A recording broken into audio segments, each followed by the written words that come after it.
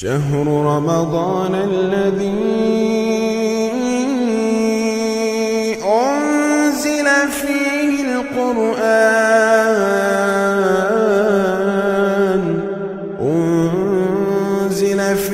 القرآن هدى للناس وبينات من الهدى والفرقان. السلام علیکم ورحمۃ اللہ وبرکاتہ. اعوذ باللہ من الشیطان الرجیم. بسم اللہ الرحمن الرحیم. یسألونک عن الانفال قل الانفال للہ والرسول فاتقوا اللہ واصلحوا ذات بینکم واطیعوا اللہ ورسولہ ان کنتم مؤمنین.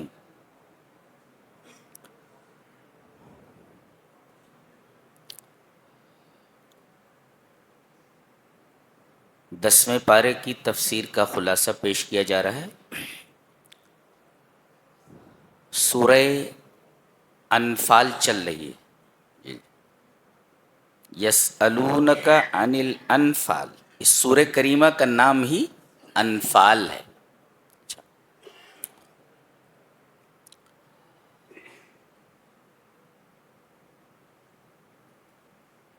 اس میں بدر کا واقعہ بیان کیا گیا ہے. معرکہ بدر سن 2 ہجری بروز جمعہ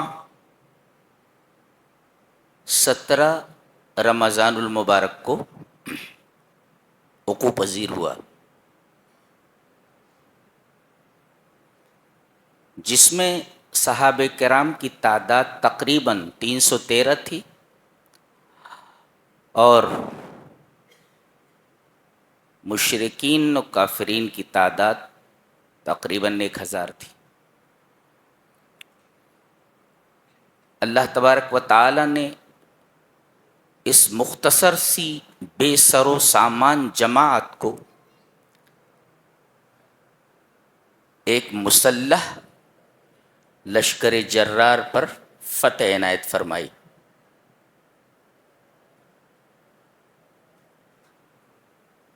70 کافرین مارے گئے اور 70 گرفتار ہوئے اور 14 صحابہ کرام شرف شہادت سے بہرور ہوئے، جن میں 6 مہاجرین اور 8 انصار. ان سب کو شہادت کے بعد بدر کے میدان ہی میں دفن کر دیا گیا. میں بدر کے میدان کے سامنے کھڑا ہوا ہوں. سامنے جبل الملائکہ ہے جہاں سے فرشتے اترے. میدان دیکھ کر میرا دل دھڑک اٹھا اور بے اختیار آنکھوں سے آنسو نکل پڑے کہ اسی میدان میں نبی اکرم صلی اللہ علیہ وسلم کے 313 جیال صحابہ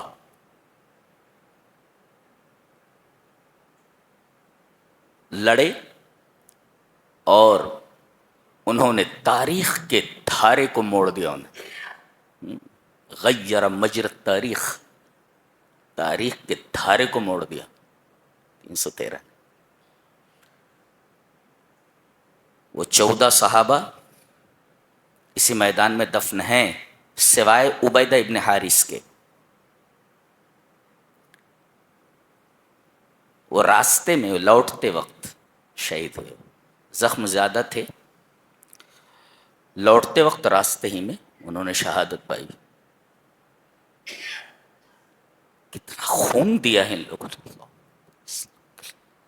اسلام کے. ہم لوگوں کو تو بنی بنائی روٹی مل گئی، کھا رہے ہیں.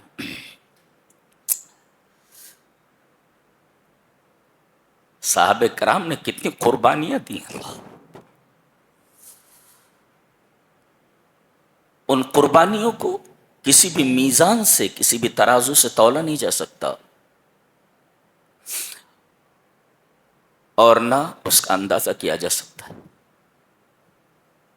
سب کچھ اللہ اور اس کے رسول پر قربان کر دیا. ایسے نہیں ان صحرا نشینوں کو، بکریاں چرانے والوں کو اللہ تبارک و تعالی نے پوری دنیا عطا کر دی. تقریباً 17 ممالک ہیں. یہ سب خیرات ہیں صحابہ کرام رضوان اللہ تعالی علیہ مجمعین کی. آج مسلمان سنبھال نہیں پا رہے ہیں. یہ سب خیرات ہیں صحابہ کرام رضوان اللہ تعالی علیہ مجمعین.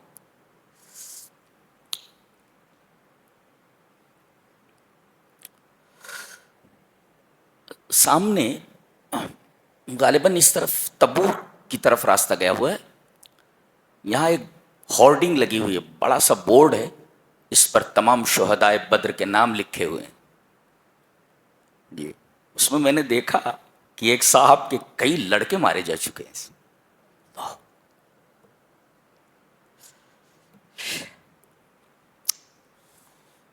کیسے لوگ تھے.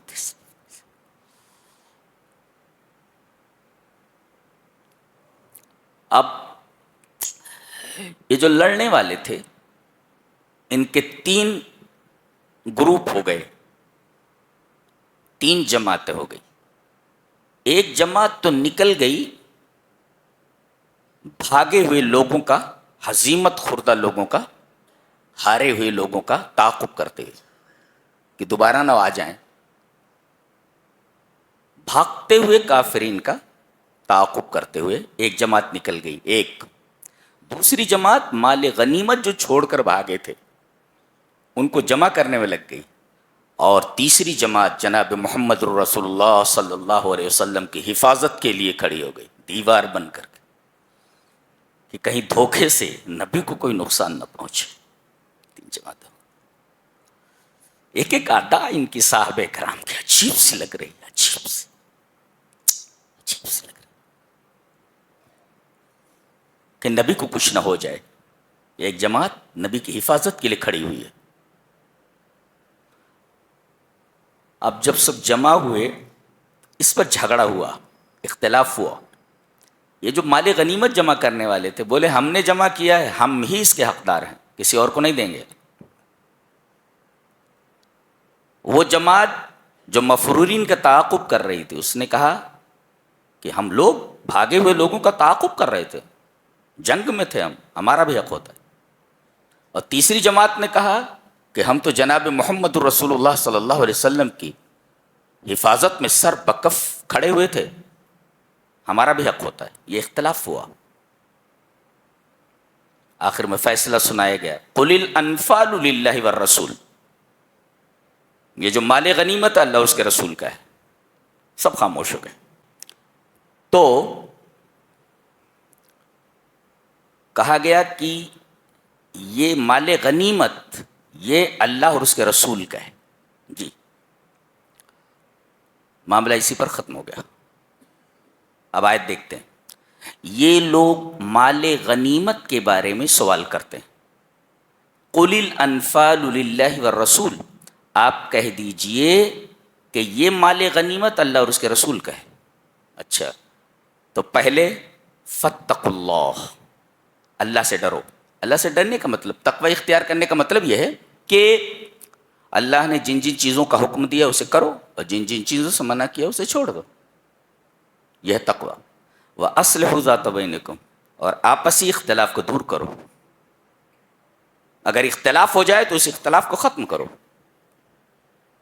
ایک بھائی اگر دوسرے بھائی سے کسی وجہ سے ناراض ہے تو کسی طریقے سے ان کی ناراضگی ختم کر کے آپس میں ان کو ملا دو. اس کو کیسے؟ اصلاح ذات البین. اور اس کے بعد کہا گیا وَأَطِیعُوا اللَّهَ وَرَسُولَهُ إِن كُنتُم مُؤْمِنِينَ، اور اطاعت کرو اللہ کے اور اس کے رسول کی اگر تم ایمان والے ہو. تو گویا کہ اگر تم ایمان والے ہو تو یہ چاروں چیزیں تمہارے اندر پائی جانی چاہیے. ایک تو تقوی، اور دوسرے آپسی تعلقات کو بحال کرنا، تیسرے اللہ کی اطاعت کرنا، چوتھے رسول اللہ صلی اللہ علیہ وسلم کی اطاعت کرنا. یہ ایمان کے مقتضیات میں سے. صحابہ کرام کی ایک ادا یہاں بڑی پسند آئی. بہت زیادہ. حضرت عبادہ ابن صامت کہتے ہیں کہ اختلفنا فی النفل ای المغانم وساءت اخلاقنا. اللہ اکبر. کہتے ہیں کہ ہم نے مال غنیمت میں اختلاف کیا اور ہمارے اخلاق خراب ہو گئے. اللہ اکبر. اخلاق کی خرابی اس طریقے سے نہیں تھی ان کے اندر جیسی ہم میں ہے. وہ بدخلقی جو ہمارے اندر ہے ان کے اندر تو سوچی بھی نہیں جا سکتی جی. لیکن وہ کہہ رہے ہیں کہ ہم نے اس معاملے میں اپنے بھائیوں سے اختلاف کیا, ہمارے اخلاق خراب ہو گئے. لاحظ دیکھو کہ صحابہ کرام رضوان اللہ تعالی علیہم اجمعین کا درجہ ایمانی کس حد تک پہنچا ہوا تھا اور ایمان کے کس درجے پر یہ فائز تھے. ایک جگہ اختلاف ہوا تو کہہ رہے ہیں ہمارے اخلاق بگڑ گئے, اور یہاں پوری زندگی بد اخلاقیوں سے بھری ہوئی ہے. یہ فرق ہے آج کل کے مسلمانوں اور صحابہ کرام رضوان اللہ تعالی علیہم اجمعین کے اخلاق کے درمیان. سبحان اللہ. قربان جائیے, ایسے ہی نہیں اسلام ہم تک آیا. دیکھو کیسے لوگ. آگے دیکھیے, انما المؤمنون الذين اذا ذكر الله وجلت قلوبهم واذا تليت عليهم آياته زادتهم ایمانا وعلى ربهم يتوکلون. مومن کون ہے؟ تو کہا گیا ان کنتم مومنین, اگر تم مومن ہو. آگے وضاحت کی گئی کہ مومن کے اندر جو نمایاں اور پروناؤنسڈ ایٹریبیوٹس ہوتی ہیں, نمایاں خصوصیات جو ہوتی ہیں, وہ کیا ہیں؟ بتایا گیا کہ مومن وہ ہیں کہ جب اللہ کا ذکر کیا جائے تو ان کے دل دھڑک اٹھتے. اللہ کی بات آ جائے, اس کی توحید کی بات آئے, اس کی عظمت کی بات آئے, آدمی کا دل دھڑک اٹھے. یہ ایمان کی علامت ہے. اور دوسرے وَإِذَا تُلِيَتْ عَلَيْهِمْ آيَاتُهُ زَادَتْهُمْ ایمانا, اور قرآن حکیم جب پڑھا جائے تو آدمی کے ایمان میں زیادتی ہو جائے. ایک مفسر اس ٹکڑے کی تفسیر کرتے ہوئے لکھتا ہے کہ زیادہ اہم یہ نہیں ہے کہ تم نے کتنی بار قرآن ختم کیا ہے, زیادہ اہم یہ ہے کہ قرآن کو پڑھنے کے بعد تمہاری زندگی میں کتنا تغیر ایجابی, کتنا پازیٹو چینج ہوا ہے, کتنا مثبت چینج اور کتنی مثبت تبدیلی تمہاری زندگی میں ہوئی ہے, وہ دیکھو. تو زیادہ اہم یہ نہیں کہ تم نے کتنی بار قرآن ختم کیا ہے, زیادہ اہم یہ ہے کہ قرآن پڑھنے کے بعد, سننے کے بعد تمہاری زندگی میں مثبت تبدیلی کیا آئی ہے. It is important. یہ اہم ہے. کیا بات. اللہ اکبر. کتنی صفتیں ہیں. اللہ کو ذکر کیا جائے تو ان کے دل دھڑک اٹھتے, آیتوں کی تلاوت کی جائے تو ان کا ایمان بڑھ جائے. 2 وعلی ربہم یتوکلون, اور اپنے رب پر وہ توکل کریں. ایک مفسر لکھتا ہے کہ یہاں قوانین نصر بیان کیے گئے ہیں جی, یعنی اللہ تبارک و تعالی کی مدد کب آتی ہے, یا اسی طریقے سے آدمی کامیاب کب ہوتا ہے.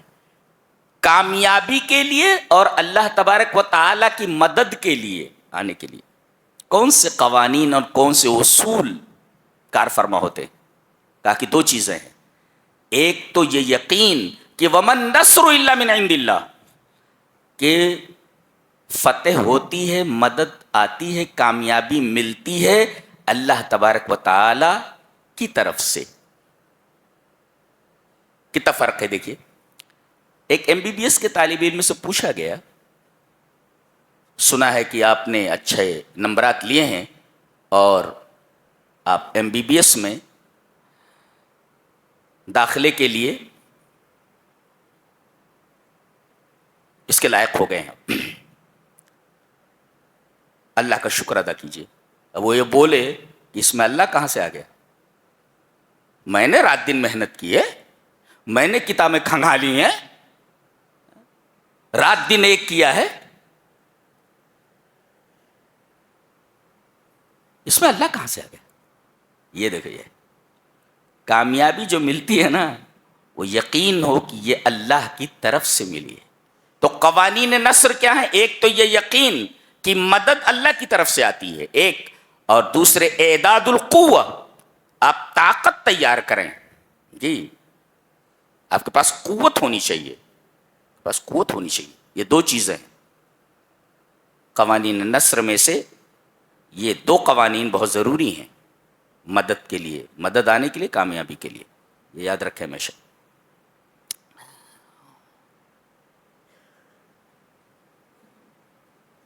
یہاں اللہ تبارک و تعالیٰ کی ایک خاص مدد یہاں آئی, اس مدد کا تذکرہ کیا گیا. بہت ساری مددیں ہیں یہاں پر.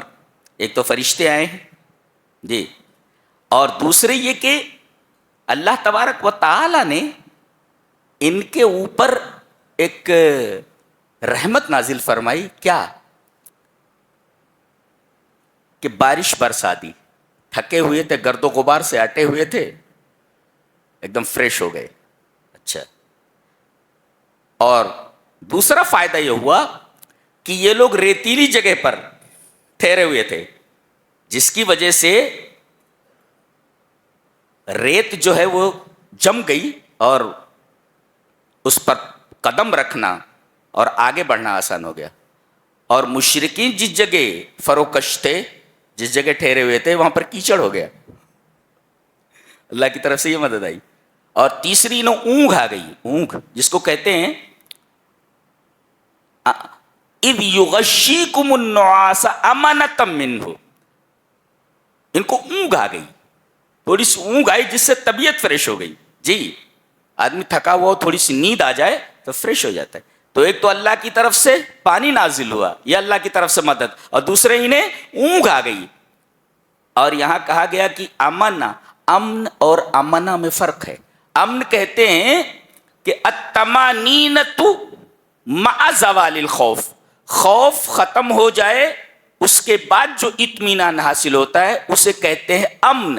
اور امنتن کسے کہتے ہیں؟ الطمانینۃ مع وجود الخوف, خوف کی موجودگی میں آدمی کو اطمینان حاصل ہو جائے. یہاں اللہ تبارک و تعالی نے صحابہ کرام کو خوف کے ہوتے ہوئے انہیں اطمینان قلب عطا فرمایا. خوف تو موجود ہے نا, سامنے تو لشکر ہے, لڑنا ہے, خوف موجود ہے. خوف موجود ہوتے ہوئے, اسباب خوف موجود ہوتے ہوئے, اللہ تبارک و تعالی نے ان کے دلوں کے اندر اطمینان ڈال دیا. یہ اللہ تبارک و تعالیٰ کی بہت بڑی مدد. تو امن اور امنا میں یہی فرق ہے. جی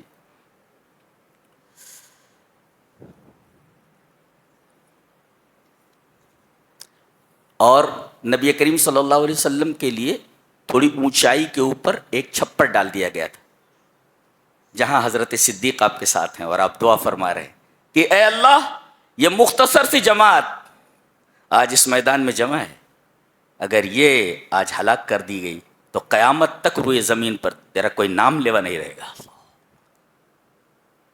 اس سے پتہ چلتا ہے کہ وہ جو وہاں پر موجود ہیں یہ دنیا کی کریم لوگ جمع ہیں. 313 ایک صحابی عجیب ہو گئی.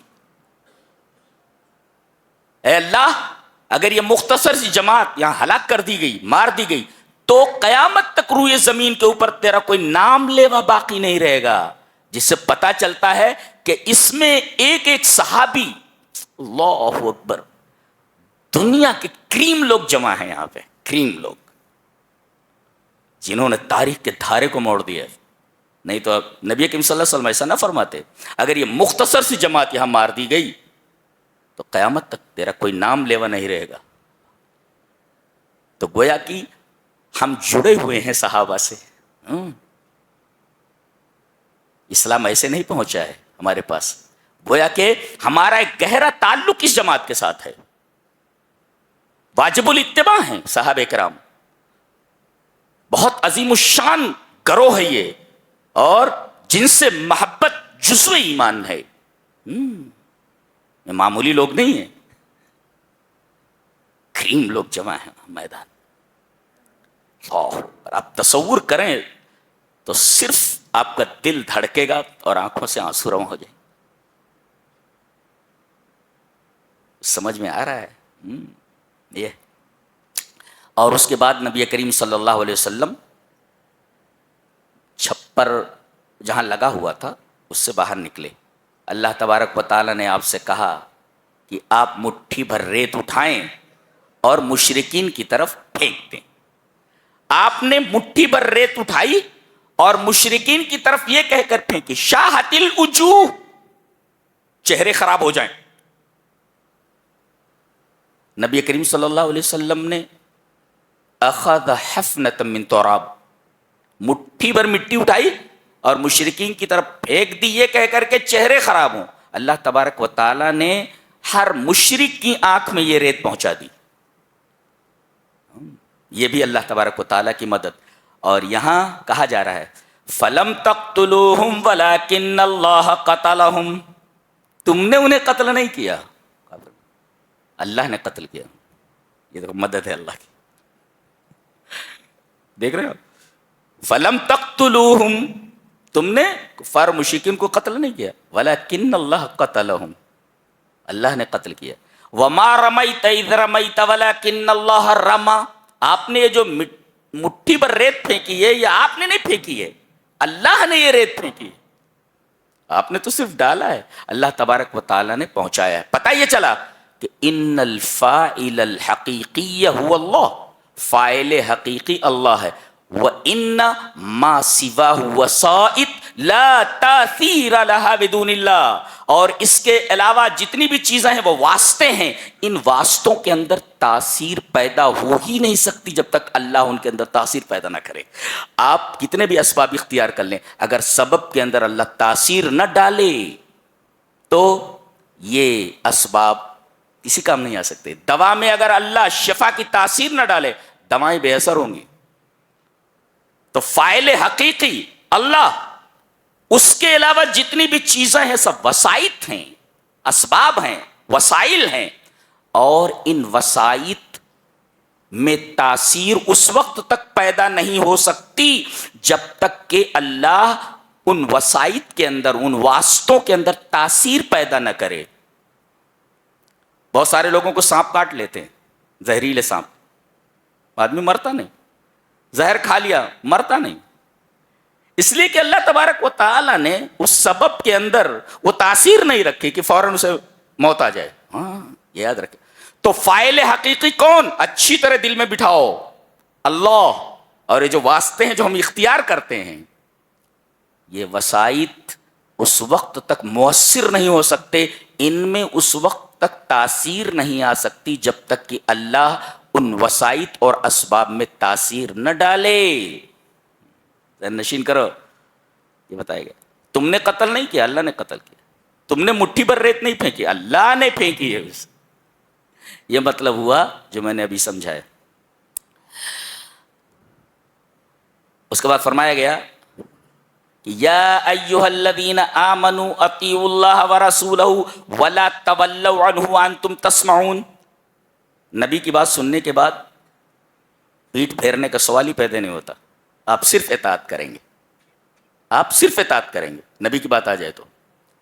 ایک مفسر لکھتا ہے کہ پورے قرآن حکیم میں، ذہن نشین کرو، پورے قرآن حکیم میں 79 ٹائمز یعنی 79 مرتبہ استماع وحی کے بارے میں بات کہی گئی ہے. استماعی وحی کا مطلب ہوتا ہے listening to the revelation، یعنی استماعی وحی کو سننے کا تذکرہ قرآن حکیم میں 79 بار ہے. 79 ٹائمز وحی کا سننا، جو اللہ کی طرف سے وحی نازل ہوتی، اس کے سننے کے بارے میں 79 بار قرآن حکیم میں بیان آیا ہے. اچھا، کہتے ہیں کہ وحی کے سننے کی 3 قسمیں. ایک ہے استماع صوت، آواز کا سننا، ابھی جو آپ نے سنا. حافظ صاحب پڑھ کر گئے؟ جی جی، یہ ہے استماع صوت، آواز کا سننا. حافظ سے آپ نے سنا. اور ایک ہے استماع فہم، پہلے کا تعلق کان سے، آواز کا سننا فہو للأذن، وہ کان کے لیے ہے. اور واستماع فہم، سمجھ کا سننا فہو للذہن، یہ ذہن کے لیے ہے. سمجھے کتنا آپ نے آواز سنی، ابھی آپ کو سمجھایا جا رہا ہے، یہ استماع فہم ہے، یہ سمجھ کر سننا، یہ ذہن کا کام ہے. اور تیسرا ہے استماع اجابہ فہو للقلب، قبول کرنے کا سننا، اس کا تعلق قلب سے ہے. تو استماع صوت کا تعلق کان سے، اور استماع فہم کا تعلق ذہن سے، کہ کیا پڑھا گیا، سمجھا کیا آپ نے. اور تیسرے اب سننا اور سمجھنا، اس کے بعد تیسرے نمبر پہ معاملہ آتا ہے اس کے ماننے کا، اس کے قبول کرنے کا. اگر آدمی خالی سن لے کافی نہیں ہے، اگر آدمی سن لے اور سمجھ لے تب بھی کافی نہیں ہے. سننے اور سمجھنے کے بعد تیسرا جو مرحلہ ہے وہ اہم ہے، کہ سننے اور سمجھنے کے بعد آپ اسے قبول کریں، دل پر وہ اثر انداز ہو اور آپ اس پر عمل کریں. یہ استماع اجابہ ہے. تو پہلے کا تعلق صوت سے، اس کا تعلق ہے کان سے، اور دوسرا استماع فہم جس کا تعلق ذہن سے، اور تیسرا استماع اجابہ اس کا تعلق ہے قلب سے. جی وہی کہا گیا وَلَا تَكُونُوا كَالَّذِينَ قَالُوا سَمِعْنَا وَهُمْ لَا يَسْمَعُونَ. ان لوگوں کی طرح نہ ہو جاؤ جن لوگوں نے کہا ہم نے سن لیا، جبکہ وہ نہیں سنتے ہیں. ایک ہوتا ہے سن کر کے نہ سننا، یہ دیکھو عجیب بات کہی جا رہی ہے. بعض لوگ کہتے ہیں کہ ہم نے سن لیا وَهُمْ لَا يَسْمَعُونَ، حالانکہ وہ سنتے نہیں، یعنی سننے کے بعد نہیں سنتے. یہ دیکھو ایک عجیب بات کہی جا رہی ہے. سبحان اللہ. جی اس کے بعد کہا گیا دنیا میں بدترین جانور کون ہے معلوم ہے؟ ان شر الدواب، دابہ میں جانور، زمین پر چلنے والا. ان شر الدواب عند اللہ، آپ کے نزدیک بہت سے ہو سکتے ہیں، اللہ کے نزدیک سب سے بدتر جانور کون سا ہے؟ یہ دیکھیں عند اللہ کی قید لگی ہوئی ہے. آپ کے نزدیک کوئی جانور چھوٹا ہو سکتا ہے، کوئی بڑا ہو سکتا ہے، کوئی برا ہو سکتا ہے، کوئی اچھا ہو سکتا ہے. اللہ تبارک و تعالیٰ کے نزدیک سب سے برا جانور کون؟ باقی وہ لوگ ہیں الصم البکم الذین لا یعقلون. سم بہرے ہیں عن سماع الحق، حق کو سننے سے، حق نہیں سنتے ہو، یہ بہرے ہیں. بکم گونگے ہیں عن النطق بالحق، حق بات بولتے نہیں. تو بہرے ہیں حق بات سنتے نہیں، اور گونگے ہیں کہ حق بات بولتے نہیں. اور لا یعقلون اے لا یستخدمون عقولہم فی حصول الایمان، ایمان کو حاصل کرنے کے لیے اپنی عقل کو استعمال نہیں کرتے. تو گویا کہ تین چیزیں آپ کو استعمال کرنی ہے. ابھی بتایا نہیں، وہی ہے کہ سننے کے لیے تین چیزیں ضروری ہیں. یہاں بھی اگر آپ کو سب سے برا جانور نہیں بننا ہے تو آپ گونگے نہ بنے، بہرے نہ بنے، اور بے عقل نہ بنے. جی ان تین چیزوں کا تذکرہ ہے. ان شر الدواب عند اللہ الصم البکم الذین لا یعقلون. کیا بات ہے، سبحان اللہ. اس کے بعد ایک قانون بتایا جا رہا ہے کہ اگر معاشرے میں برائی ہونے لگے اور آپ برائی کو مٹانے پر قدرت رکھتے ہوئے بھی آپ تماشا دیکھتے رہیں، برائی کے اوپر تنقید نہ کریں، برائی کو مٹانے کی کوشش نہ کریں، تو جب اللہ کا عذاب آئے گا تو آپ اچھے بھی رہیں گے، تب بھی اللہ کے عذاب کی لپیٹ میں آ جائیں گے آپ. بتایا گیا وَاتَّقُوا فِتْنَةً لَا تُصِيبَنَّ الَّذِينَ ظَلَمُوا مِنْكُمْ خَاصَّةً. بچو اس فتنے سے جو انہی لوگوں کو نہیں پہنچتا جو تم میں سے ظالم لوگ ہیں خاص طور سے، جی بلکہ ان لوگوں کے اوپر بھی وہ عذاب آ جائے گا جو لوگ امر بالمعروف اور نہی عن المنکر نہیں کریں گے، بھلائی کا حکم نہیں دیں گے، برائی سے روکیں گے نہیں. اگر کوئی برا کام ہو رہا ہے آپ روکیں، غلط ہے یہ. اس کے اسٹیپس ہیں. اگر آپ زبان سے بول سکتے زبان سے بولیں، ہاتھ سے مٹا سکتے ہیں ہاتھ سے مٹائیں، طاقت سے مٹانا چاہیں طاقت سے مٹائیں، اور اگر نہیں کر سکتے قسم سے دل میں برا سمجھیں اسے. یہ 3 اسٹیپس ہیں. تو گویا کہ امر بالمعروف اور نہی عن المنکر نہیں کریں گے تو اگر عذاب آیا تو آپ بھی عذاب کی لپیٹ سے نہیں بچ پائیں گے. ایک نقطہ لے کر کے جاؤ، بتایا جا رہا ہے. کمال کی کتاب. اللہ تعریف نہیں کر سکتا، الفاظ نے ہو کیا اللہ کی صفت ہے، اس کی تعریف کیسے کر سکتے ہیں آپ؟ اللہ کی صفت ہے یہ کلام. جی سب سے پہلے ایک مسئلہ بیان کیا گیا کہ حضرت حسن کہتے ہیں کہ مشرکین یہ کہتے تھے کہ ہم خانہ کعبہ کے متولی ہیں. کہتے تھے کہ ہم خانہ کعبہ کے متولی ہیں. اللہ نے فرمایا وما کانوا اولیاء، یہ خانہ کعبہ کا متولی کیسے ہو سکتے ہیں؟ ان اولیاءہ الا المتقون، خانہ کعبہ کے متولی متقی ہونے چاہیے. متقی سے مراد اے متقون عن الشرک، یہ تو مشرک ہے، یہ شرک سے بچنے والے نہیں ہیں. لہذا خانہ کعبہ کا متولی موحد ہی ہو سکتا ہے، مشرک نہیں ہو سکتا. اس لیے کہ حضرت خلیل اللہ نے اس گھر کو بنایا تھا خالص توحید کے لیے، تو مشرک اس کا متولی کیسے ہو سکتا ہے؟ اور مساجد کے متولی بھی اچھے اور نیک لوگ ہونے چاہیے. جی حلال حرام کی تمیز کرتے ہوں. کسی کو بھی ایرے غیر نتھو خیرے کو آپ مسجد کا متولی نہیں بنا سکتے، بالکل بھی نہیں. ذہن میں رکھیں اس کو.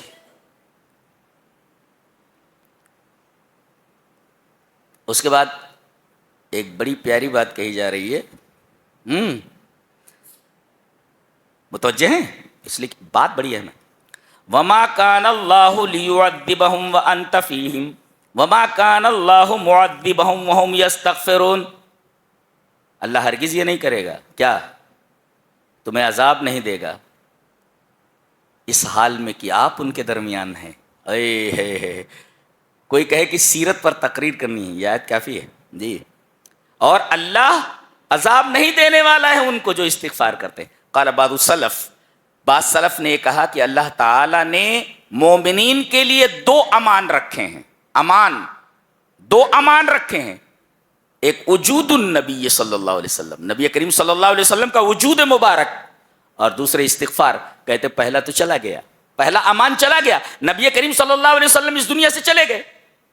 اللہ نے یہ فرمایا اے ہمارے حبیب جب تک آپ مومنوں کے درمیان ہیں اللہ عذاب نازل نہیں کرے گا. گویا کہ آپ کی ذات مبارکہ سر تاپا امن تھی، اس کی وجہ سے ایسا عذاب نہیں آ سکتا تھا جو سب کو مٹا دے. تو گویا کہ وجود النبی صلی اللہ علیہ وسلم، نبی کریم صلی اللہ علیہ وسلم کی موجودگی مومنین کے درمیان یہ ایک امن. تو یہ امن تو چلا گیا، آپ اس دنیا سے چلے گئے. اب قیامت تک باقی رہنے والا کیا ہے؟ کون سا امن؟ کہ استغفار. استغفر اللہ. اللہ تبارک و تعالیٰ سے اپنے گناہوں کی معافی آدمی جب تک مانگتا رہے گا عذاب نہیں آئے گا اس پر. جب تک نبی تمہارے درمیان ہے اللہ کا عذاب تم پر نہیں آئے گا. وہ امان ہے وہ.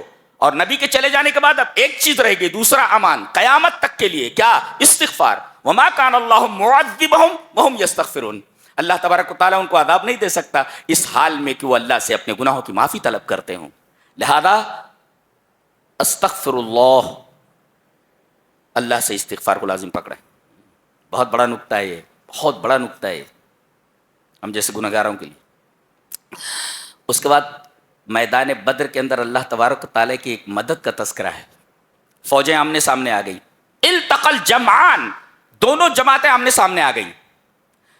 رات میں نبی کریم صلی اللہ علیہ وسلم نے خواب دیکھا کہ مشرکین کی تعداد کم ہے.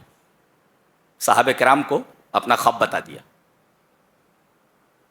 صحابہ کرام بڑے خوش ہوئے، مشرکین کی تعداد کم ہے.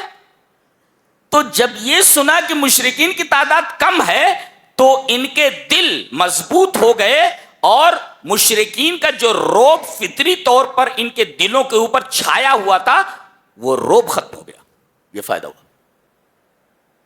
نبی نے کہا میں نے خواب دیکھا ہے کہ مشرکین کی تعداد کم ہے۔ جب یہ خواب آپ نے سنایا تو فائدہ کیا ہوا؟ مومنین کے دل مضبوط ہو گئے اور مشرکین کا روب ان کے دلوں سے ختم ہو گیا۔ ایک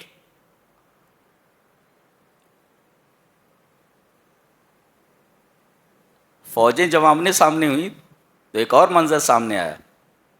پہلے مشرکین کی نگاہ میں مومنین کم نظر آئے، ان کی نگاہ میں کم دکھایا گیا کہ یہ مضبوطی کے ساتھ پامردی کے ساتھ لڑائیں، اور ان کی نگاہ میں مسلمانوں کو کم دکھایا گیا کہ وہ بھاگیں نہ لڑیں، یہ نہ بھاگیں لڑیں اور وہ نہ بھاگیں وہ لڑیں۔ اور جب فوجیں آمنے سامنے ہوئیں تو مشرکین کے آنکھوں میں صحابہ کرام کی جو فوج ہے دگنی کر دی گئی، ڈبل کر دی گئی، خوف زدہ ہو گئے، وہ ہم مار لیے گئے۔ گویا کہ اللہ تبارک و تعالیٰ کی مدد خاص تھی صحابہ کرام کے ساتھ، یہاں بھی اس طرح کامیاب ہوئے۔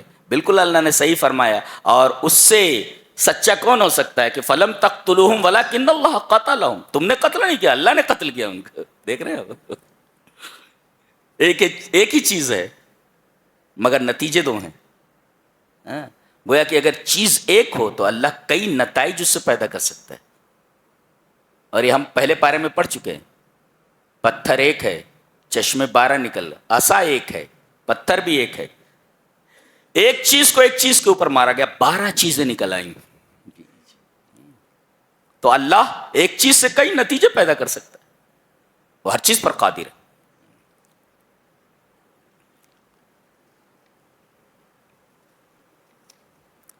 ایک نکتہ اور کہ اللہ نے فرمایا جب تم لڑنے لگو تو لڑتے وقت بھی اللہ کا ذکر کرتے رہو۔ اللہ اکبر۔ یا ایھا الذین آمنوا اذا لقیتم فئۃ فاثبتوا، ایک تو ثبات قدمی اختیار کرو، پیچھے منڈو، اور دوسرے واذکروا اللہ کثیرا، اللہ کا زیادہ سے زیادہ ذکر کرو۔ بتاؤ میدان جنگ میں جب کثرت سے ذکر کرنے کا فائدہ اور اس کا حکم بیان کیا گیا ہے اور کہا گیا کہ تاکہ تم کامیاب ہو جاؤ، تو بتاؤ اللہ تبارک و تعالیٰ کا ذکر اگر امن کے حالات میں آدمی برابر کرتا رہے تو اس کو کیا فوائد آ سکتے ہیں، اس کو کیا فوائد مل سکتے ہیں، اندازہ نہیں لگا سکتے۔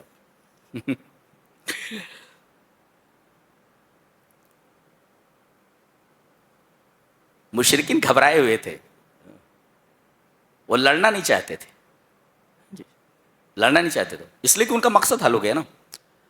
نبی کریم صلی اللہ علیہ وسلم اس قافلے کو پکڑنے کے لیے آئے تھے جو ابو سفیان شام سے لے کر مکہ جا رہے تھے۔ اس لیے کہ یہ جو فائدہ ہوا تھا، نفع ہوا تھا، تمام لوگوں نے کہا تھا کہ جو بھی نفع حاصل ہوگا اس تجارت سے، اس پیسے سے ہتھیار خریدے جائیں گے جو مسلمانوں کے خلاف استعمال کیے جائیں گے۔ جبرائیل کے ذریعے نبی کریم صلی اللہ علیہ وسلم کو خبر دے دی گئی اور حکم دیا کہ پکڑ لو ان کو، وہ ہاتھ ہی نہ رہیں جو تلوار اٹھا سکے، پکڑ لو ان کو۔ لیکن یہ بھاگ گئے، یہ نکل گئے، یہ قافلہ نکل گیا، اور ان کو بچانے کے لیے جو 1000 آئے ہوئے تھے یہ مارے گئے۔ یہ دیکھ رہے ہیں آپ، یہ عجیب بات ہے، یہ عجیب بات ہے۔ وہ لوگ لڑنے کے لیے تیار نہیں، آپس میں ان میں بھی اختلاف ہو گیا۔ بعض کہنے لگے مسئلہ حل ہو گیا ہے، ہمارا جو کام ہونا تھا وہ ہو گیا، ہمارا قافلہ بچ کر نکل گیا، اب ہمیں لڑنے کی ضرورت نہیں ہے۔ اب یہاں شیطان آیا، آ گیا، اب یہ دیکھو موقع دیکھا، آ گیا۔ وَإِذْ زَيَّنَ لَهُمُ الشَّيْطَانُ أَعْمَالَهُمْ، شیطان نے ان کے اعمال کو خوبصورت بنایا۔ وَقَالَ لَا غَالِبَ لَكُمُ الْيَوْمَ، کہا کہ آج تمہارے اوپر کوئی غالب نہیں آ سکتا، تمہیں کوئی نہیں ہرا سکتا، اور سنو وَإِنِّي جَارٌ لَكُمْ، میں تمہارا پڑوسی ہوں۔ یہ دیکھیں آ گیا، وَإِنِّي جَارٌ لَكُمْ، میں تمہارا پڑوسی ہوں۔ گویا کہ مشرکین اور کافرین کا پڑوسی کون ہوتا ہے؟ شیطان ہوتا ہے۔ اب اگر مسلمان بھی ظالم ہو جائے، بدکار ہو جائے، تو اس کا پڑوسی بھی شیطان ہی ہوتا ہے۔ لہذا شیطان کو اپنا پڑوسی نہ بناؤ، نیک بنو، نیک بنو۔ کیا بات ہے، اللہ سبحان اللہ و بحمدہ سبحان اللہ العظیم. یہ پیاری کتاب ہے، ایک قانون حیات ہے، یہ system of life, system of life. کہنے لگے اگر جنگ ہونے لگے، سامنے والا صلح چاہتا ہے، صلح کرو. کہتے ہیں اسلام ٹیررزم کا مذہب ہے. کیا بھائی؟ وَإِن جَنَحُوا، ہاں اگر وہ جھکیں صلح کرنے کے لیے تیار ہو، صلح کر لو. ٹیررزم کا مذہب بولتے ہیں. در حقیقت یہ ایسے لوگ ہیں جن کو نہ عربی کی عین آتی ہے، نہ انہوں نے شریعت کی شین پڑھی ہوئی ہے، لہذا آپ جو کچھ کوئی بول دیتا ہے وہ لیے پھرتے ہیں، گھماتے رہتے ہیں اس کو. جی اس کے بعد سورہ توبہ ہے، غور سے سنیں. سورہ توبہ یہ واحد سورہ ہے جس کے شروع میں بسم اللہ نہیں ہے. ہر سورہ کے شروع میں آپ دیکھیں گے بسم اللہ الرحمن الرحیم لکھا ہوا ہے، لیکن یہ واحد سورہ ہے سورہ توبہ کہ جس کے شروع میں بسم اللہ الرحمن الرحیم نہیں ہے. وجہ کئی وجوہات بیان کی گئی ہیں. ایک وجہ یہ ہے کہ بسم اللہ الرحمن الرحیم امان وسورۃ التوبۃ سخت. کہتے ہیں بسم اللہ الرحمن الرحیم میں اللہ کا رحم ہے، امان ہے اس میں. اور سورہ برات کے اندر اللہ غصے میں ہے، تو اس وجہ سے بسم اللہ الرحمن الرحیم یہاں نہیں لکھا گیا، اس لیے کہ اللہ غصے میں ہے، لہذا یہاں رحم کا کوئی سوال پیدا نہیں ہوتا. اللہ سخت غصے میں ہے، اس وجہ سے یہاں نہیں. اور سب سے بہترین جواب یہ ہے کہ حضرت جبریل علیہ السلام جب اس سورہ کو لے کر نازل ہوئے، وہاں سے جب لے کر آئے تو اس سورہ کے شروع میں بسم اللہ الرحمن الرحیم نہیں تھا. یہ بہترین جواب ہے.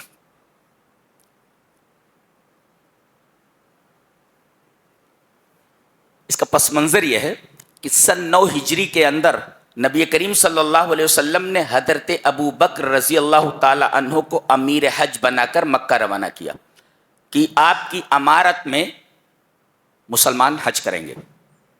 آپ روانہ ہوئے اور مقام ذوالحلیفہ میں رکے ہوئے تھے، آگے بڑھنے سے پہلے وہاں رک گئے. پھر اس کے بعد آپ نے اپنے داماد محترم حضرت علی رضی اللہ تعالی عنہ کو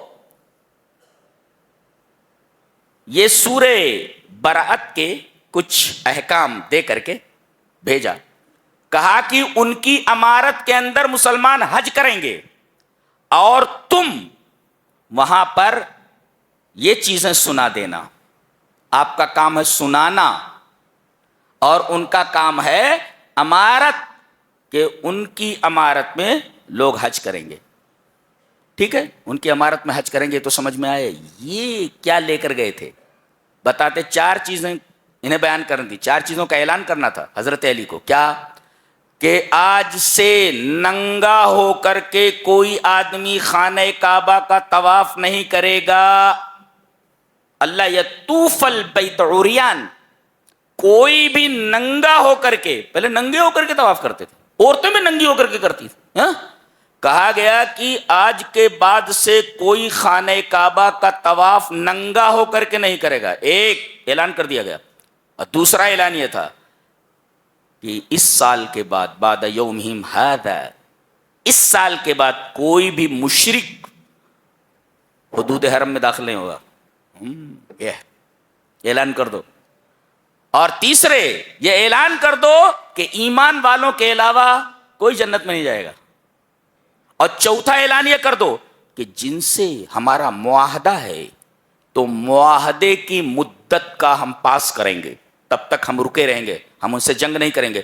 مدت ختم ہوئی کہ جہاں پاؤ ان کو قتل کرو. اب دیکھو قرآن حکیم کس کانٹیکسٹ میں بات کرتا ہے. یہ ان لوگوں کے بارے میں جنہوں نے عہد کو توڑ دیا تھا. نبی کریم صلی اللہ علیہ وسلم نے فرمایا عہد کی جو مدت ہے ہم اس مدت تک رکیں گے، ان کو اوپر ہتھیار نہیں اٹھائیں گے.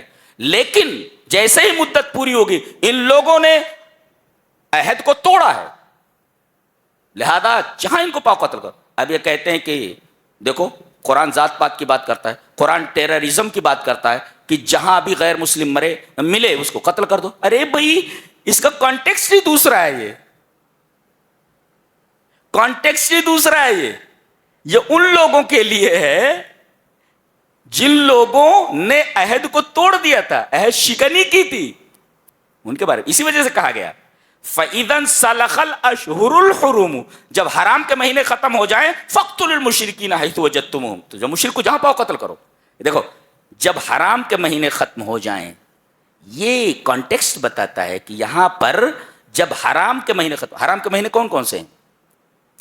ایک تو الگ ترتیب ہے، ایک شوال، ذی قعدہ، ذی الحج، محرم، یہ تین ایک ترتیب سے ہیں، اور رجب چوتھا. 4 مہینے یہ حرام کے مہینے. جی تو جیسے ہی حرام کے مہینے ختم ہوں ان کو جہاں پاؤ قتل کرو. یہ ایک کانٹیکسٹ میں ہے، یہ دنیا کے تمام غیر مسلموں کے لیے نہیں ہے. اگر کوئی اس سے استدلال کرتا ہے تو یہ باطل استدلال ہے، یہ کانٹیکسٹ سے کاٹ کر کے بات کرنا ہوا. جیسے کوئی کہے یا ایھا الذین آمنوا لا تقربوا الصلاۃ، کوئی کہے کہ قرآن میں ہے کہ اے ایمان والو نماز کے قریب نہ جاؤ. ارے بھئی آگے پڑھنا کیا لکھا ہوا، وَأَنْتُمْ سُكَارَىٰ، جب تم نشے میں ہو. تو جب تم نشے میں ہو اس کو ہٹا دیتا ہے اور خالی اتنا پڑھتا ہے یا ایھا الذین آمنوا لا تقربوا الصلاۃ، اے ایمان والو نماز کے قریب نہ جاؤ. چلو نماز کی چھٹی ہو گئی. ارے آگے پڑھ کیا لکھا ہوا ہے، وَأَنْتُمْ سُكَارَىٰ، جب تو حالت نشہ میں ہو تو نماز کے قریب مت جا. ایسے ہی ہے یہاں، یہ کانٹیکسٹ میں ہے، یہ ایک سیاق میں ہے، یہ اسے ہر جگہ نہیں فٹ کر سکتے آپ. ان لوگوں نے عہد توڑ دیا تھا تو نبی اکرم صلی اللہ علیہ وسلم نے فرمایا جب تک عہد کی مدت ختم نہیں ہو جاتے مجھ سے نہیں لڑیں گے. جیسے مدت ختم ہو ان کو مارو جہاں ملیں گے، اس لیے کہ انہوں نے عہد کو توڑا ہے. یہ کچھ خاص لوگوں کے لیے خاص وقت میں خاص پس منظر میں ہے، سب کے لیے نہیں ہے. یہ قرآن حکیم کا سیاق بتا رہا ہے. جی اور اس کی تردید کیسے ہوتی ہے؟ اگلی آیت سے وَإِنْ أَحَدٌ مِّنَ الْمُشْرِكِينَ اسْتَجَارَكَ فَأَجِرْهُ، اگر جنگ کے دوران کوئی مشرک تم سے پناہ طلب کرے تو اسے پناہ دے دو. حتی یسمع کلام اللہ، اور یہاں تک کہ وہ اللہ کا کلام سنے، پھر اس کو امن کیمپ میں لے جا کر کے چھوڑ دو. دیکھو پاؤ جہاں قتل کر دو، اگر یہ بات ہوتی تو یہاں تو یہ کہا گیا کوئی مشرک پناہ طلب کرے تو اسے پناہ دے دو اور اسے امن کیمپ پہنچا دو سیفلی. تو یہ سب غلط فہمیاں ہیں قرآن کو نہ جاننے کی وجہ سے، قرآن کو نہ پڑھنے کی وجہ سے. اور علماء کو چاہیے کہ یہ ساری چیزیں بیان کرتے ہیں، بیان کریں اس کو. آگے آیت بیان کی جا رہی ہے کہ 8 رشتے ایسے ہیں، جی 8 چیزیں ایسی ہیں جو سب کی سب جائز ہیں، سب جائز ہیں. 8 چیزیں ایسی، اور انسان ان 8 چیزوں کو بہت زیادہ پسند کرتا ہے، کہ قدر کرتا ہے. چلو پڑھ لیتے ہیں، غور سے سنیں، غور سے، بہت غور سے.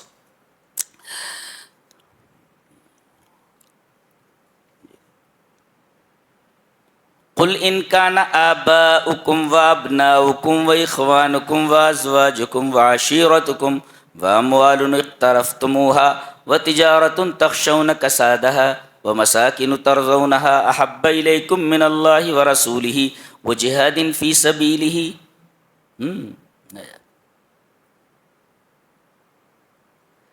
یہ آیت کریمہ ہے.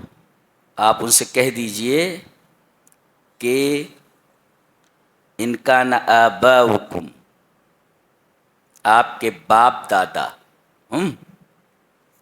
وابناؤکم، تمہارے بیٹے، اور اسی طریقے سے تمہارے بھائی، تمہاری بیویاں، یہ سب، یہ کل ملا کر کے یہاں 8 رشتوں کا تذکرہ کیا گیا ہے. اور اس کے بعد کہا گیا کہ یہ 8 رشتے، یہ 8 چیزیں ہر انسان کو بہت زیادہ محبوب ہیں، لیکن اولیت اللہ اور اس کے رسول کی محبت کو دیا جائے. محبت کر سکتا ہے ان 8 چیزوں سے، لیکن یہ محبت غالب نہیں آنی چاہیے اللہ کی محبت پر. یہ قاعدہ ہے.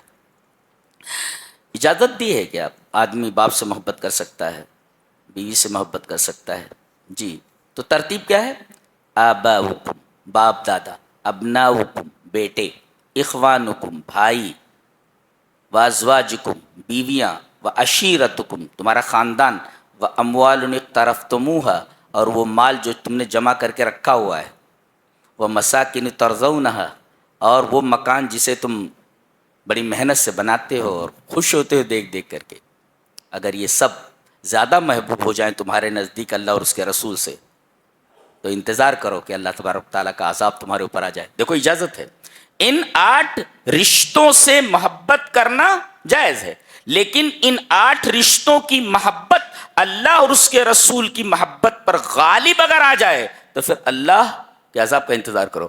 آج ہم نے دنیا کی تمام محبتوں کو اللہ اور اس کے رسول کی محبت پر غالب کر رکھا ہے. عذابات نے چاروں طرف سے ہمیں گھیرا ہوا ہے. یہ ہے بیماری. بیماری یہاں ہے. چاہیے تو تھا کہ اولویت اور اولیت یہ دی جاتی ہے اللہ اور اس کے رسول کی محبت کو.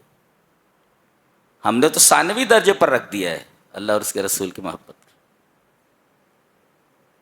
لہذا عذابات اگر آپ کو گھیر لیں تو یہ آپ کے ہاتھوں کی کمائی ہے. جی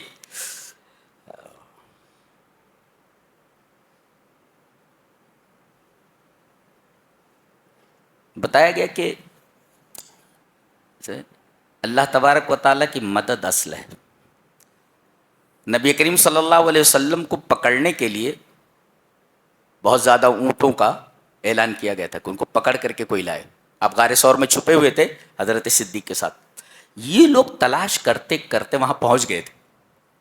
میں غار ثور تک پہنچا اور نیچے ایک بقالہ ادھر تو یہاں کچھ ایسے پتھر کا وہ بنا ہوا تھا، نشست گاہ تھی، وہاں بیٹھ گیا میں اور دیکھا تو ہمارے ساتھی نے کہا جو پہاڑ کی چوٹی نظر آ رہی ہے اس میں غار نہیں تھا، اس سے متصل جو پہاڑی ہے، اس سے ملا ہوا جو پہاڑ ہے اس کے اندر وہ غار تھا.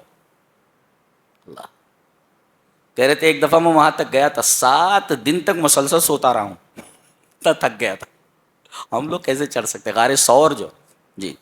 اور کیسے آپ کی سالی محترمہ حضرت اسما رضی اللہ تعالیٰ عنہ چھپتے چھپاتے لوگوں کی نظر بچاتے نبی کریم صلی اللہ علیہ وسلم کے پاس توشہ لاتی تھی. کیا بات، سالی ہو تو ایسی. یہ کہتے غار میں تو وہ پہنچ گئے. وہ آہٹ سنی تو حضرت صدیق نے اوپر دیکھا، کہا کہ اللہ کے رسول اگر انہوں نے نیچے دیکھا تو ہم پکڑ لیے جائیں گے. بالکل قریب آ چکے ہیں، یہ موت قریب آ گئی ہے بالکل. اگر انہوں نے نیچے دیکھ لیا تو ہم پکڑ لیے جائیں گے. اللہ کے رسول صلی اللہ علیہ وسلم نے بڑے اطمینان سے ارشاد فرمایا لا تحزن ان اللہ معنا، غم مت کر اللہ ہمارے ساتھ ہے. یہ اللہ اگر کسی کے ساتھ ہو جائے سوال ہی پیدا نہیں ہوتا کہ دنیا کی کوئی طاقت اسے زیر کر سکے. تم نے اللہ کو چھوڑ دیا ہے، اللہ نے تمہیں دنیا کے حوالے کر دیا ہے. جاؤ تم جانو تمہاری دنیا جانے. لا تحزن، کیا سکون ہے اور کیا انداز ہے ایک نبی کا. لا تحزن ان اللہ معنا، غم نہ کرو اے صدیق اکبر، ان اللہ معنا، بے شک اللہ ہمارے ساتھ ہے. اور جس کے ساتھ اللہ ہو دنیا کی کوئی طاقت اس کا بال بیکا نہیں کر سکتی. آگے فرمایا گیا کہ یہ زکوٰۃ جو ہے اس کے مصارف 8 ہیں. انما الصدقات للفقراء، فقراء، اس کے بعد مساکین. فقیر کسے کہتے ہیں؟ فقیر کہتے ہیں الذی لا یملک شیئا، جس کے پاس کچھ نہ ہو، جس کے پاس کچھ نہ ہو، ننگا بھوکا ہو اس کو کہتے ہیں کچھ نہ ہو. الذی لا یملک شیئا، جس کے پاس کچھ نہ ہو. اور المسکین الذی یملک شیئا، تھوڑا ہو. اس کو اس طرح بھی سمجھ لیں کہ فقیر وہ ہے الذی لا مال لہ، اس کے پاس سرے سے کوئی مال ہی نہ ہو اور نہ مال کمانے کا کوئی ذریعہ ہو ایک. اور مسکین کسے کہتے ہیں؟ تھوڑا بہت مال ہو لیکن پورا نہ پڑتا ہو. کوئی رکشہ ہے چلاتا ہے، 200-300 روپے کماتا ہے اور گھر کا خرچ 500 روپے ہے. تو اگر کمائی کا ذریعہ ہو لیکن پورا نہ پڑتا ہو وہ مسکین ہے، وہ بھی زکوٰۃ کا مستحق. تو فقیر جس کے پاس کچھ نہ ہو آپ زکوٰۃ کے مد سے اسے دیں. المسکین جس کے پاس ذریعہ تو ہو کمانے کا لیکن پورا نہ پڑتا ہو, بچے زیادہ ہیں, اخراجات زیادہ ہیں, تو ان کو بھی دیجیے. فقیر جانتے ہیں, ایک تو لغت میں نے دیکھا مطلب بتا رہا ہے کہ یہ فقیر مانے مفقور, فقیر مانے مفقور, اور فقرہ کہتے ہیں ریڑھ کی ہڈی کو, اسپائنل کارڈ کو بولتے ہیں فقرہ, جمع فقار. تو کہتے ہیں الذی نزعت فقرتہ من فقارہ, کہ آدمی کی ریڑھ کی ہڈی توڑ دی گئی ہو. اب بتاؤ کہ آدمی کی ریڑھ کی ہڈی اگر ٹوٹ جائے تو سیدھا کھڑا نہیں ہو سکتا, اس سے فقیر ہے کہ کچھ ہے ہی نہیں, وہ کھڑا ہی نہیں ہو سکتا ہے, کما ہی نہیں سکتا کچھ. یہ دیکھو کیسا لفظ ہے, مفقورہ, جس کی اسپائنل کارڈ ٹوٹ گئی ہو, کھڑا نہ ہو سکے. جی, مسکین تو کھڑا ہو سکتا ہے, تھوڑا بہت چل سکتا ہے, لیکن فقیر وہ جو چل ہی نہ سکے, اس کی اسپائنل کارڈ ٹوٹ گئی ہو. کیا کتاب ہے, سبحان اللہ. اور عربی زبان کتنی ریچ لینگویج ہے. جی,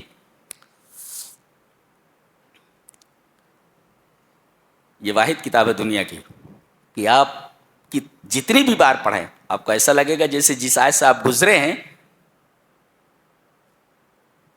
اور آپ کے سامنے ایسے معنی آئیں گے, پتہ چلے گا یار اس آیت میں یہ بھی ہے کیا. دنیا کی کوئی کتاب پڑھے, بہت سے ناولس وغیرہ بہت ساری کتابیں ہم نے پڑھی. ایک ناول پڑھ رہے تھے, ارے وہ پڑھتے پڑھتے ساتھی بتا رہا ہے کس کو ڈھونڈ رہے ہو, ہو از دا کلر, قاتل کون ہے اس ناول میں. ارے بولے وہ بٹلر ہے, وہ بٹلر. ارے یار پوری ناول کا مزہ کرکرا کر دیا تم نے ابھی سے بتا کر کے. اچھا وہ ہے کیا, وہ کھانا پکانے والا وہ قاتل ہے کیا, اچھا ختم. پھر وہ کتاب کو اٹھا کر کے ایک طرف رکھ دیتے ہیں. جی, لیکن یہ کتاب ایسی ہے کہ پڑھتے جاؤ سیری حاصل نہیں ہوتی. جی, والعاملین علیہا, اور زکوٰۃ پر کام کرنے والے. زکوٰۃ پر کام کرنے والے ایسا ہے کہ یہ جو آتے ہیں زکوٰۃ, یہ در حقیقت اس زکوٰۃ کے مستحق نہیں ہیں, بلکہ جو ادارے بھیجیں وہ ان کو ایک رقم کے لیے تیار کریں کہ ہم آپ کو اتنا رقم دیں گے. یہ ایک بہترین طریقہ ہے. ویسے بھی اگر دیکھو بیچارے کہاں کہاں سے آتے ہیں, اور میں تو گیا ہوں وہاں بنگال کی طرف, بہار کی طرف, دیکھا گاؤں چھوٹے چھوٹے ہیں لیکن لڑکیوں کا مدرسہ چل رہا ہے, لڑکوں کا مدرسہ چل رہا ہے. میں حیران ہو گیا. تو بڑی دور دور سے وہ آپ کے پاس آتے ہیں, 200 روپیہ بھی مل گیا تو خوش ہو جاتے ہیں, 500 روپیہ بھی مل گیا تو خوش ہو جاتے ہیں. کہتے ہیں یہ لوگ پرسنٹیج لیتے ہیں. بہرحال اس کے اندر تھوڑی بہت ترمیم کرنا ضروری ہے, اس لیے کہ وہ والعاملین علیہا میں نہیں آتے ہو. بہرحال والمؤلفۃ قلوبہم, مؤلف قلوب یہ کون ہوتے ہیں؟ نو مسلم, کہ ابھی اسلام لایا ہے تاکہ وہ اسلام پر ثابت قدم رہ سکے, سب کچھ چھوڑ کے آیا ہے, لہذا زکوٰۃ کے مال سے اس کی مدد کرو تاکہ وہ پھر کفر کی طرف نہ پلٹ جائے. اس کو مؤلف قلوب کہتے ہیں. وفی الرقاب, گردن چھڑانا. بعض لوگوں نے اس کے اندر وسعت پیدا کی ہے اور کہا کہ جو لوگ بلا جرم کے قید و بند کی مشقتیں اٹھا رہے ہیں زکوٰۃ کے مال سے, انہیں چھڑانے کی کوشش کی جا سکتی ہے. والغارمین, قرض دار, مقروض ہے کوئی تو آپ اس کا قرض اتار دیں. وفی سبیل اللہ, اور اللہ کے راستے میں آپ دے دیں. اس کا جو ہے مفہوم بہت وسیع ہے. وابن السبیل, اور مسافر, مسافر کوئی آئے بھی میں مسافر ہوں, میرے پاس پیسہ نہیں ہے جانے کا, تو اسے آپ خرچہ بھی دے دیں, اس کا ٹکٹ وکٹ بنا دیں وغیرہ. ایک عجیب بات آگے کہی جا رہی ہے,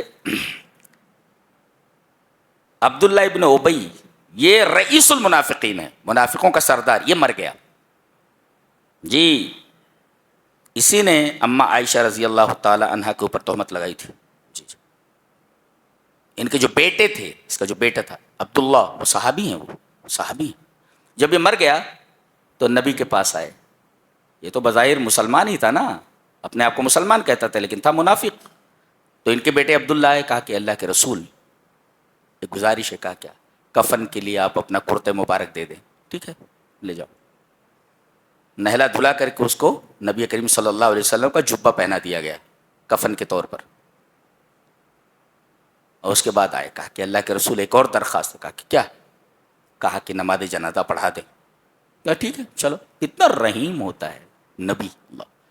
جیسے ہی آپ آگے بڑھے نماز جنازہ کے, حضرت عمر رضی اللہ تعالیٰ نے آپ کے دامن کو پکڑ کر کھینچا, اللہ کے رسول کیا کر رہے ہیں, منافق ہے وہ. اور اللہ نے فرمایا ہے کہ 70 مرتبہ بھی آپ استغفار کریں گے اللہ انہیں نہیں بخشے گا. تو اللہ کے رسول صلی اللہ علیہ وسلم فرمایا 70 مرتبہ کا ذکر ہے, میں 100 مرتبہ اس کے لیے استغفار کروں. نماز جنازہ پڑھا دی. اس کے بعد عبداللہ کہا کہ اللہ کے رسول ایک اور گزارش ہے. کہا کہ کیا؟ کہا کہ آپ اپنا لعاب دہن میرے باپ کے اوپر چھڑک دے, اس کے منہ میں ڈال دیں. نبی کریم صلی اللہ علیہ وسلم نے اس منافق کے سر کو اپنے زانوں پر رکھا اور اپنا لعاب دہن اس کے منہ میں ڈالا. دے اس کے بعد اس کو دفن کر دیا گیا. اور آیت کریمہ نازل ہوئی وَلَا تُصَلِّ عَلَىٰ أَحَدٍ مِّنْهُمْ مَاتَ أَبَدًا وَلَا تَقُمْ عَلَىٰ قَبْرِهِ. ایسے لوگوں کی قبر پر کھڑے مت ہوئیے, چیزائے کہ آپ نماز جنازہ پڑھیں. دیکھیے نبی کریم صلی اللہ علیہ وسلم کا کرتے مبارک اس کے بدن کے اوپر ہے. ایک نبی کریم صلی اللہ علیہ وسلم نے اس کے لیے دعا استغفار کی کہ اللہ بخش دے اس کو. دو نبی کریم صلی اللہ علیہ وسلم نے اپنا لعاب دہن اسے منہ میں ڈال دیا. لیکن کافر کا کافر ہے, یہ کبھی بھی جہنم سے نہیں نکل سکتا. پتہ یہ چلا آدمی کے پاس اگر توحید نہ ہو تو نبی کا کرتا, نبی کا جوتا اور نبی کی کوئی چیز اس کے لیے نافع نہیں ہے, اس کے لیے نفع بخش نہیں ہے. آدمی کا موحد ہونا ضروری ہے. ہاں ورنہ نبی کریم صلی اللہ علیہ وسلم کہتے ہیں یہ منہ مبارک ہے, یہ جو ہے قدم مبارک. ارے بھائی کیا منہ مبارک ہے اور کیا قدم مبارک ہے؟ اگر آپ کے پاس توحید نہیں ہے تو اس منافق کو دیکھیے کہ نبی کریم صلی اللہ علیہ وسلم کے کرتے میں اس کو کفن دیا گیا ہے. نبی کریم صلی اللہ علیہ وسلم نے اس کی نماز جنازہ پڑھائی ہے. نبی کریم صلی اللہ علیہ وسلم نے اپنا لعاب دہن اس کے منہ میں ڈالا ہے. کچھ فائدہ ہوا؟ تو جب تک آدمی کی زندگی میں توحید نہ ہو کوئی چیز اس کے لیے نفع بخش نہیں ہو سکتی. یہ بات اچھی طرح ذہن نشین کر لو. یہ تھا 10ویں پارے کا خلاصہ. اللہ ہمیں نیک عمل اور اچھی سمجھ کی توفیق عطا فرمائے. وآخر دعوانا الحمد للہ رب العالمین.